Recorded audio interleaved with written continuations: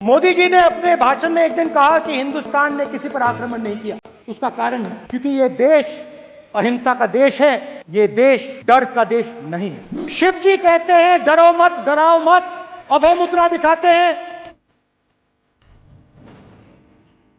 और जो लोग अपने आप को हिंदू कहते हैं वो 24 घंटा हिंसा हिंसा हिंसा, नफरत नफरत नफरत, असत्य सत्य असत्य।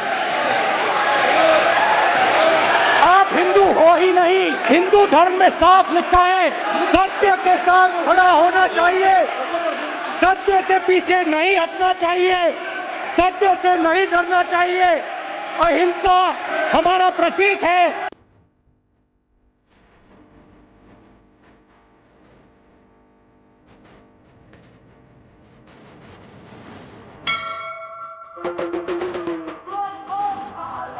उनकी इमेज से आपको पता लगता है कि हिंदू डर नहीं फैला सकता, हिंदू हिंसा नहीं फैला सकता, हिंदू नफरत नहीं फैला सकता। जय महादेव।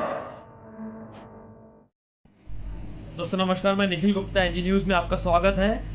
आप सभी संसद का सत्र शुरू होते ही विपक्ष कई मुद्दों पर सरकार को पूरी तरह से घेर चुका है। राहुल गांधी नेता प्रतिपक्ष के तौर पर बीजेपी पर हावी होते हुए साफ तौर पर दिखाई दे रहे हैं। सरकार के पिछले 10 सालों का लेखा जोखा सामने रख दिया है। विपक्ष ने इसी दौरान मणिपुर इनर लाइन से कांग्रेस सांसद अंगोमचा विमोल ने केंद्र सरकार पर मणिपुर की स्थिति को लेकर हमला किया।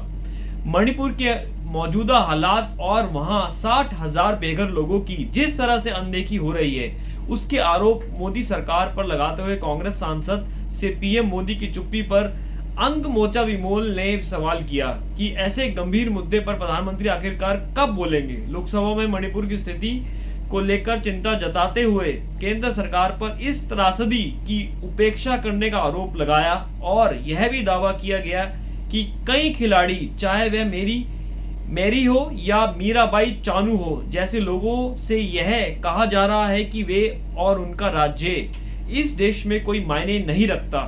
1 साल से राज्य में हिंसा का माहौल है, हिंसा है, और उसका उल्लेख करते हुए कहा कि हमें इसका एहसास करना होगा कि 60,000 लोग 1 साल में राहत शिविरों कैंपों में रह रहे हैं और 600,000 लोग जो हैं ये बेघर हैं।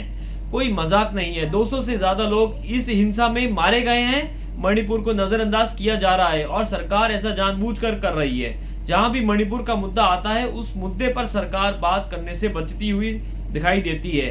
क्या मणिपुर भारत का हिस्सा ही नहीं है? मणिपुर के सांसद, जो कि कांग्रेस के सांसद है, लगातार संसद के अंदर यह सवाल उठाए जा रहे हैं और काफी गुस्से में नजर आ रहे हैं और लगातार प्रधानमंत्री जी की ओर इशारा करते हुए कहा कि इस गंभीर मुद्दे पर प्रधानमंत्री अपनी चुप्पी कब तोड़ेंगे और कब केंद्र सरकार वहां के हालात का जायजा लेने के लिए पहुंचेगी और कब वहां के हालात सामान्य होंगे, क्योंकि मणिपुर पिछले कई सालों से लगातार इसी हिंसा को झेल रहा है। वहां के हालात सामान्य नहीं है। 60,000 लोग अपने घरों से बेघर हैं, राहत शिविरों में रहने के लिए मजबूर हैं। वह लोग अपने अपने घरों में कब जाएंगे और वहां के हालात कब सामान्य होंगे? खुद प्रधानमंत्री को वहां जाना चाहिए, वहां के हालात का जायजा लेना चाहिए और साथ ही मणिपुर को नॉर्मलाइज करने के लिए हर एक कदम उठाना चाहिए। अभी के लिए इतना ही। आप देखते रहिए एनजी न्यूज। नमस्कार, निखिल गुप्ता।